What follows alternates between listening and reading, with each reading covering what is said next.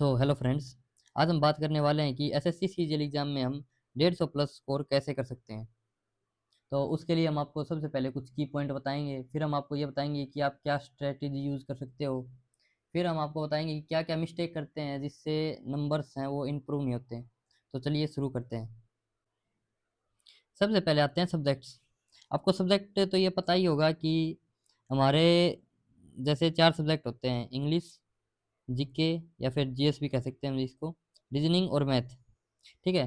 तो इन चारों सब्जेक्ट्स में ये मान लीजिए कि सबसे पहली बात तो आपका सिलेबस है वो, ये मान लीजिए 70-80% के आसपास तो कवर होना ही चाहिए लगभग सभी का। इंग्लिश और मतलब रीजनिंग का तो इतना बड़ा सिलेबस नहीं होता। इंग्लिश में ये है कि वो कैब हो गए या फिर और कुछ ग्रामर पोर्शन हो गया। तो ये इतना ज़्यादा ग्रामर पोर्शन तो इतना ज़्यादा बड़ा है ही नहीं, लेकिन ये है कि वो कैब में लोगों को थोड़ी परेशानी हो सकती है। तो कोई बात नहीं। अब देखिए क्या है, इन चारों सब्जेक्ट्स के अंदर मैथ और रीजनिंग, ये दोनों तो ऐसे हैं कि इनमें आप 100 आउट ऑफ 100 स्कोर कर ही सकते हो। और अगर इंग्लिश की और जीके की बात की जाए तो ये थोड़ा सा चैलेंजिंग हो जाता है। तो इसके बारे में हम आगे देखते हैं। देखिए, अब सबसे पहले हम बात करते हैं कि मैथ और रीजनिंग। मैथ और रीजनिंग है ये एक्चुअल स्कोरिंग सब्जेक्ट है हमारे लिए। एक्चुअल स्कोरिंग जो सब्जेक्ट हैं वो हमारे मैथ्स और रीजनिंग ही हैं। क्योंकि मैथ्स और रीजनिंग के अंदर ये मान लीजिए कि आप 90% प्लस स्कोर कर सकते हैं। कि इन दोनों में मान के चलिए कि आपके 100 मार्क्स आ गए, तो 100 में से आप इन दोनों में मिला के 90 to 95 मार्क्स मतलब ले सकते हो। ऐसे नहीं है कि नहीं लिया जा सकते, इनमें ले सकते हो आप, और इनमें आपको लेना ही पड़ेगा। इनमें अगर आपके इससे कम नंबर आते हैं तो ये मान लीजिए कि आपकी तैयारी अभी नहीं है अच्छी। और मैथ और रीजनिंग तो साथ ही साथ चलते हैं। जैसे मैथ में अगर आपका इंप्रूव हो रहे हैं, कैलकुलेशन इंप्रूव हो रही है, तो ये है कि रीजनिंग में भी आपको हेल्प मिलती है।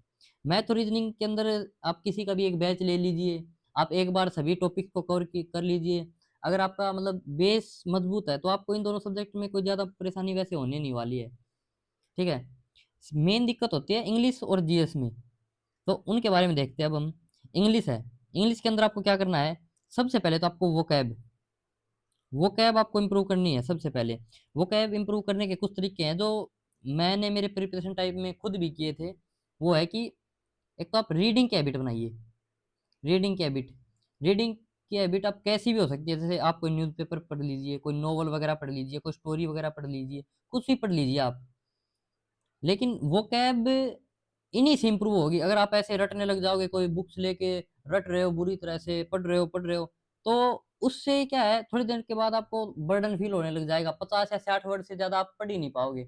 और रीडिंग हैबिट्स जो है वो आपको मतलब ये मान लीजिए कि आपकी जो स्किल्स हैं उनको इम्प्रूव करेंगी, आपका जो फोकस है उसको भी इम्प्रूव करेंगी, और आपको एक अंडरस्टैंडिंग डेवलप करेंगे इंग्लिश लैंग्वेज के बारे में। तो रीडिंग तो मस्ट है, आपको करनी ही पड़ेगी। और इससे आपके मार्क्स मतलब आपको पता ही नहीं चलेगा, आपके मार्क्स भी और आपकी लैंग्वेज लर्निंग सब कुछ इंप्रूव हो जाएगा। ग्रामर है, ग्रामर के लिए आप कोई भी बैच ले लीजिए, यूट्यूब वगैरह से पढ़ लीजिए, या फिर किसी का प्री प्लस मेंस बैच आता है वो ले लीजिए, किसी भी टीचर का ले लीजिए, कोई भी बड़ी बात नहीं है। और आप जो भी टीचर का लें उसको प्रॉपर तरीके से करना है। ऐसे नहीं है कि 2 लेक्चर ले लिए, 2 छोड़ दिए, ऐसे नहीं करना है। ग्रामर आपको अच्छे से करनी है। एक बार रूल को सभी अच्छे से देख लोगे कोई दिक्कत नहीं होगी। और ये हमारा पॉइंट तो है ही, रीडिंग हैबिट तो आपको बनानी ही है। वो कैब्स और ग्रामर दोनों में हेल्पफुल होंगे ये। ठीक है, अगला देखते हैं। अगला है GK. GK, general awareness, GS, जो भी आप इसको बोलते हो। देखो, सबसे ज्यादा जो मार्क्स कटते हैं या फिर जो बच्चों की सबसे ज्यादा परेशानी है वो इसी के अंदर रहती है। तो इसका मैं आपको एक सॉल्यूशन बताता हूँ जीएस का, जो मैंने पर्सनली भी यूज किया था। आप कोई भी एक टॉपिक ले लीजिए, जैसे हिस्ट्री है। हिस्ट्री है, आप जब फर्स्ट टाइम पढ़ोगे हिस्ट्री तो आपको एक बार इंटरेस्ट आएगा मतलब हिस्ट्री पढ़ने में। बार बार पढ़ोगे तो थोड़ा बोरिंग लगने लग जाता है। लेकिन हिस्ट्री जब आप एक बार पढ़ोगे तो आपको थोड़ा इंटरेस्ट आएगा उसमें। हिस्ट्री, पॉलिटी, ज्योग्राफी जो भी आप पढ़ो, तो पहली बार में इंटरेस्ट आता है, लेकिन दूसरी बार तीसरी बार में नहीं आता। तो इसके लिए आपको क्या करना है, जैसे आप वीडियो देखोगे किसी और की तो वो कहेंगे नोट्स वगैरह बना लो, कि नोट्स बना लिए हमने, ये कर लिए, की पॉइंट लिख लो, ये कर लो, वो कर लो। आपको कुछ भी नहीं करना है। आपको क्या करना है, सिर्फ एक बुक फॉलो कर लो, एक बुक फॉलो कर लो कोई भी। मैं ये नहीं कह रहा कि बुक ही अल्टीमेट सॉल्यूशन है, आप कोई वीडियो से पढ़ लो, लेकिन मेरा मानना ये है कि बुक जो है वो आपको ज़्यादा बेनिफिशियल करेगी। एक बुक आप कोई भी ले लीजिए जिसमें हिस्ट्री, पॉलिटी, ज्योग्राफी, इकोनॉमिक्स वगैरह जो भी है, उस बुक को आप पहले दिन से ही रीड करना शुरू कर दीजिए, 2 पेज 4 पेज जैसे भी, उसको फिनिश कर लीजिए। फिनिश हो गई, दोबारा वापस आ जाइए, यहीं से फिर इसको फिनिश कर लीजिए, तीसरी बार आ जाइए, यहीं से फिर उसको फिर यहाँ से यहाँ तक फिनिश कर लीजिए। 3 बार अगर आप कोई भी बुक फिनिश कर लोगे तो आप ये मान लीजिए आपकी जर्नल अवेयर्स में ये मान लीजिए 70 to 80% चीज़ें लगभग कवर हो जाएंगी, लगभग। और एसएससी सीजीएल का पेपर है ये मान लीजिए यूपीएससी का पेपर नहीं है कि आपको बहुत ही डेप्थ में पढ़ना है। कोई भी एक्सटेंडेड बुक फॉलो कर लीजिए, जैसे परमार सर की फैटमैन है, परमार सर की फैटमैन है, वो तो अल्टीमेट सॉल्यूशन है, वो तो प्री प्लस मेन से मतलब पीसीएस लेवल तक का पढ़ा रखा है। अगर आपको ज़्यादा मतलब ऐसे बर्डन लगता है उसमें तो आप लूसेंट वगैरह ट्राई कर सकते हो। आप अगर जीएस के बारे में कुछ ज़्यादा ही मतलब ऐसे चाहते हो कि भाई नहीं मेरे तो जीएस में 50 में से 40 से ऊपर नंबर चाहिए, तो आप क्या कर सकते हो, तो आप एक काम कीजिए, आप सबसे पहले उसको कोर्स से कंप्लीट कर लीजिए, मतलब जो एक स्टोरी के टाइप में, थ्योरी के टाइप में उसको कवर कर लीजिए सभी चीज़ों को। और उसके बाद में कंटिन्यू प्रैक्टिस, उन सभी क्वेश्चंस की प्रैक्टिस करते रहिए, प्रैक्टिस करते रहिए, करते रहिए। आपके ये मान लीजिए जीएस में बहुत ज़्यादा स्कोर इंप्रूव हो जाएगा। और जीएस के अंदर कई फैक्टर काम करते हैं, जैसे करंट भी आ जाती है कई बार, कई बार स्टैटिक के पोर्शन आ जाते हैं। तो इनमें ये मान के चल सकते हैं कि हम 10 से 15% चांस हैं कि यहाँ पे समस्या आती है बच्चों को। लेकिन आपको मेन अगर मैं सब्जेक्ट की बात करूँ तो ये 4 सब्जेक्ट हैं, ये आपके टिप्स पे होने चाहिए, हिस्ट्री, पॉलिटी, ज्योग्राफी, इकोनॉमिक्स। क्योंकि ये मान लीजिए 60 to 70%, 70 भी नहीं, 70 से ज़्यादा लगभग 80 तक आते हैं, लेकिन मैं 70 तक ही लेके चल रहा हूँ। 60 से 70% नंबर मतलब जो क्वेश्चन है वो इन्हीं सब्जेक्ट से बनते हैं। ये 4 सब्जेक्ट हैं, इन्हीं से बनते हैं लगभग लगभग। तो ये तो आपकी टिप्स पे होनी चाहिए। स्टैटिक जीके को आप एक बार मोटा मोटा देख लीजिए, और वो है कि रिकॉल हो जाता है उस टाइम एग्जाम टाइम पे। तो ये है। फिर अभी मैं आपको एक टिप्स देने वाला हूँ इनसे रिलेटेड। टिप्स क्या है, आपको प्लानिंग कैसे करनी है और डेवलपमेंट कैसे होगा आपका, सबसे जो इम्पोर्टेंट पार्ट है वो यही है। देखिए, सबसे पहले तो आपको एक फिक्स शेड्यूल बनाना है, सबसे पहले तो आपको एक फिक्स शेड्यूल बनाना है।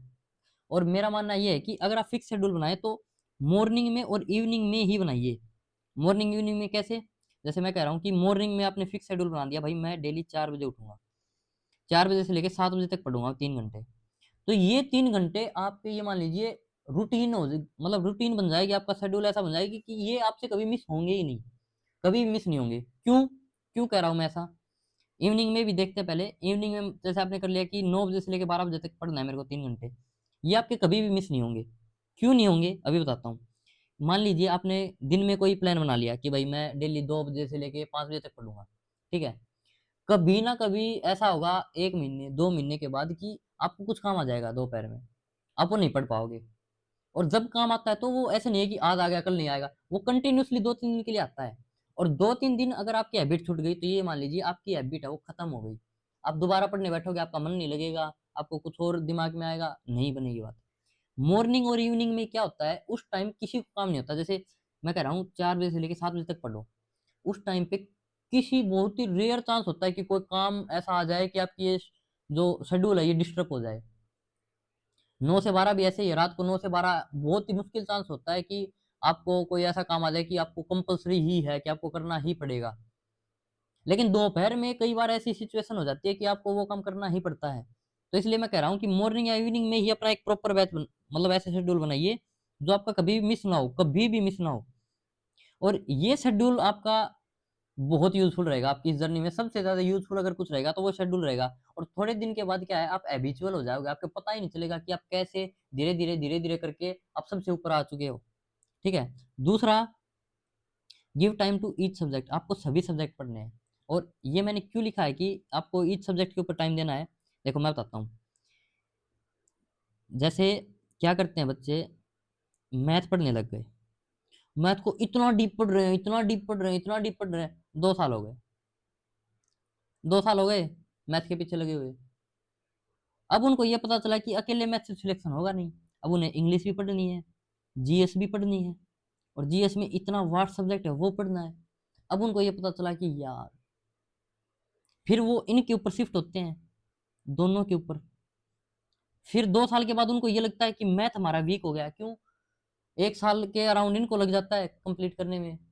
अगर कोई ज़्यादा ही फास्ट लर्नर है तो ये मान लीजिए 6 महीने में कर लेगा, लेकिन 6 महीने तक ये तो बिल्कुल जीरो हो गया, आपकी कैलकुलेशन स्पीड भी कम हो गई, सब कुछ कम हो गया। तो इसलिए आपको एक टाइम देना है सभी सब्जेक्ट्स को, चाहे आप ऊपर नीचे कर सकते हैं टाइम का, लेकिन सभी को देना है। फिर ये रही तीसरी अपनी bonus tip, change subject when board. मतलब देखो इसका क्या मतलब है, मैं अपनी पर्सनल स्टडी में क्या करता था, जब मैं जैसे मैथ पढ़ रहा हूँ, 4 घंटे हो गए मैथ पढ़ते हुए, अब मेरा दुख रहा है सर, अब मैं नहीं पढ़ सकता और मैथ। मैं क्या करता था, मैथ से मैं जीके पे आ जाता। मैं इंग्लिश में वो कैब पढ़ रहा हूँ, 1 घंटे तक वो कैब पढ़ी, अब मेरे से और नहीं पढ़ा जा रहा। तो आपको स्टडी को बंद नहीं करना है, आपको सिर्फ सब्जेक्ट चेंज करना है। सब्जेक्ट चेंज कर लीजिए, आपका ये है कि उससे अगर दूसरी चीज पढ़ोगे तो आपका दिमाग काम करेगा, लेकिन आप वो सेम चीज पढ़ पढ़ के एक बार स्ट्रेस हो जाता है, 5 मिनट का ब्रेक लीजिए और दूसरे सब्जेक्ट पे शिफ्ट हो जाइए। आपको बंद नहीं करना है पढ़ना। अगर आपका शेड्यूल है कि भाई मेरे को 3 घंटे पढ़ने, शेड्यूल कंप्लीट हो गया तो वो तो अलग बात है। लेकिन आप अगर बोरिंग फील होने लग जाए आपको कभी भी, यार बोर हो गए, नहीं अब नहीं पढ़ रहा, तो इसका सबसे अच्छा उपाय यही है कि आप सब्जेक्ट को चेंज कर दीजिए। ये आपकी डेवलपमेंट के लिए है, ये सभी चीजें आपका डेवलपमेंट में हेल्प करेंगी। ठीक है, फिर आगे देखते हैं।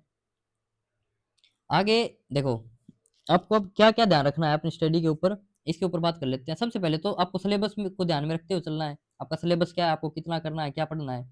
फिर सबसे इंपॉर्टेंट चीज, रिवीजन। रिवीजन तो आपको करना ही है। देखो रिवीजन के लिए मैं आपको बताता हूँ सबसे अच्छा, जैसे कोई भी सब्जेक्ट ले लीजिए, कोई भी मतलब कोई भी ले लीजिए, हमारे एसएससी से बाहर ले लीजिए कुछ भी, लेकिन हम एसएससी के लिए करें तो जैसे फॉर एग्जांपल पॉलिटी है। ठीक है, पॉलिटी एक बार आप कंप्लीट कर लोगे, पॉलिटी के मान लीजिए 20 लेक्चर होंगे मुश्किल से, अगर आप 1 या 1.5 घंटे लेक्चर लेते हो तो 20 लेक्चर में पॉलिटी होगी खत्म। अब ये 20 लेक्चर लेने के बाद आप क्या करोगे, हिस्ट्री पे आ जाओगे, इकोनॉमिक्स पे आ जाओगे, तो उनके भी ऐसे ही लेक्चर हैं।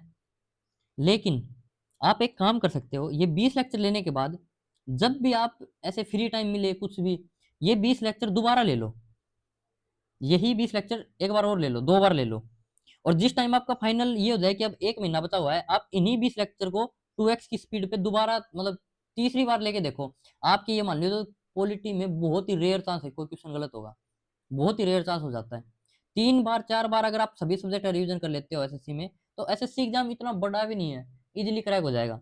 फिर क्या है, अगर आप नोट्स वगैरह बनाओ तो आपको ऐड ऑन करना है। नोट्स वगैरह में कैसे, जैसे जैसे बताता हूँ देखो, जैसे हमने पढ़ लिया कि, ठीक है, जैसे हमने पढ़ लिया कि एक होता है सनीर, एक वो कैब का वर्ड है सनीर। सनीर का मतलब होता है तिरस्कार भरी मुस्कान, मतलब जब आपको कोई कंडेम वगैरह करता है, आपको हंसता है, आपको चिढ़ाता है, तो उसको बोलते हैं सनीर। अब आपने याद कर लिया, आपने नोट भी कर लिया ये, लेकिन अब आपको थोड़ी जगह छोड़नी है। क्यों? इससे रिलेटेड और वर्ड आते हैं, जैसे सनीर के बाद आता है स्मिर्किंग। स्मिर्किंग होता है, स्मिर्किंग होता है एक, मतलब अगर आप हिंदी मीनिंग इसका सर्च करोगे तो इसका मतलब होता है कौटिल्य भरी मुस्कान। एक होता है ग्रीन, ग्रीन, ग्रीन का मतलब होता है चौड़ी मुस्कान, जब आपके होठ बहुत खुल जाते हैं और आप मुस्कान करते हो तो उसको ग्रीन बोलते हैं। तो ये सभी चीज वहां पे ऐड करोगे तो क्या है, इसी से रिलेटेड आपको चीज यही मिल जाएंगी। तो आपको ऐड ऑन भी करना है आपके नोट्स में। ये तो मैंने जैसे वोकैब का एग्जांपल दे दिया, आप ये पॉइंट टू पॉइंट या फैक्चुअल तरीके से भी कर सकते हो। और सबसे इंपॉर्टेंट पॉइंट ये रहा, आपको एक ही सोर्स फॉलो करना है। ऐसे नहीं करना है कि भाई सबसे पहले तो परमार सर से पढ़ लिया, भाई जीके करनी है मेरे को, सबसे पहले तो परमार सर से पढ़ लिया, उसके बाद क्या किया, नहीं यार परमार सर का तो बहुत लेंथी हो रहा है, मैं अब ल्यूसेंट पढ़ लेता हूँ। फिर ल्यूसेंट पढ़ ली, उसके बाद आपने कोई और थर्ड स्टैंडर्ड बुक यूज कर ली। तो आपको ऐसा नहीं करना है, आपको क्या करना है, सिर्फ एक ही सोर्स फॉलो करना है, सिर्फ एक। किसी भी बुक के अंदर ऐसे नहीं दिया हुआ कि 2+2=4, और दूसरी बुक में आपको ये मिलेगा कि 2+2=5, ऐसा नहीं मिलेगा, किसी भी बुक में ऐसा नहीं है। सभी में सेम कंटेंट है, सभी में सेम ही चीजें लिखी हुई है, सिर्फ इतना फर्क है कि उसको एक्सप्लेन करने का तरीका थोड़ा अलग हो सकता है, लेकिन कहीं पे भी आपको अलग चीज नहीं मिलेगी, सभी आपको वही पढ़ा रहे हैं। और क्या होता है, आप जब चेंज करते हो बुक्स वगैरह को या फिर रिसोर्स अपने चेंज करते हो, तो उससे क्या होता है, वो एक्सप्लेन जो कर रखा है उस बुक में, वो थोड़ा मेथड थोड़ा सा चेंज हो जाता है। उसकी वजह से आपको ये लगता है कि हाँ ये बुक उससे अच्छी है। अब जब आप तीसरी पढ़ते हो तो आपको लगता है कि हाँ उसके अंदर ये पॉइंट नहीं था, ये था। लेकिन सभी के अंदर सेम ही चीज होती है, उनको थोड़ा एक्सप्लेन करने का तरीका अलग हो जाता है। आप एक ही बुक फॉलो करिए और एक ही बुक को 3 या 4 बार रिवाइज करिए। आपके मतलब वो ज्यादा बेनिफिशियल है ना कि आप 3 बुक को एक बार पढ़िए। ठीक है। इसी के साथ हमारा लेक्चर होता है खत्म। तो आप सभी को बहुत बहुत थैंक यू, आपने पूरा लेक्चर देखा, और मैं आपसे उम्मीद करूंगा कि आप इन सभी चीज़ों को फॉलो करेंगे, इससे आपके मार्क्स इन रियलिटी इंप्रूव होंगे। Thank you. अगर आपको वीडियो अच्छी लगे तो लाइक और सब्सक्राइब जरूर करें, और कमेंट करके हमें ये बताइए कि आपको ये लेक्चर कैसा लगा।